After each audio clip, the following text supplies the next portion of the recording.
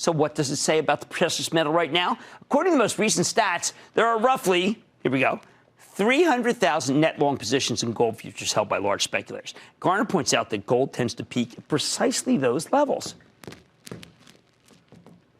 The problem is that when you get too many bulls, you end up with a situation where there's no one left to buy, right? Which creates a vacuum where prices tend to collapse. For example, the all-time high net long position was around 316,000 contracts mid-2016. And that preceded a massive meltdown, gold finally falling from 1,380 to 1,120 as the overcrowded trade unwound itself. Brutal. Stocks really got crushed, too. Put this in these figures in perspective. Even during the 2011 metals bubble, large speculators were holding somewhere between 240,000 and 250,000 net long contracts. So we're already well beyond that level of bullishness, and Garner thinks that's very bad news for gold. She suspects that buyers are already running out of ammo.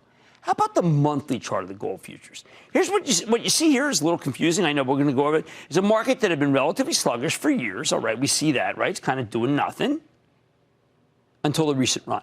Even this big move is minuscule compared to the gigantic gold rally we had during the financial crisis, when investors were buying precious metals hand over fist. Of course, there's a good reason for that. We don't have a financial crisis. We probably aren't even going near having a normal recession, at least not anytime soon. As Garner sees it, gold is a ceiling of resistance at 1560.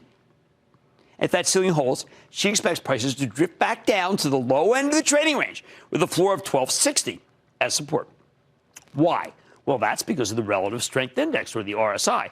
This key indicator has broken out above 70 for the first time since the financial crisis, suggesting that gold has gotten way overbought, meaning it's come up too far too fast. Garner points out that in most markets, reaching overbought levels is usually the beginning of the end for a rally.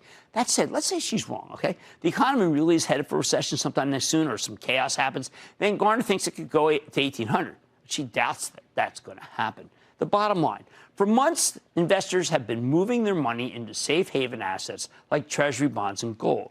But they've now run up dramatically. And the charts, as interpreted by the always astute Carly Garner, suggest that it's time for both bond prices and gold prices to come down.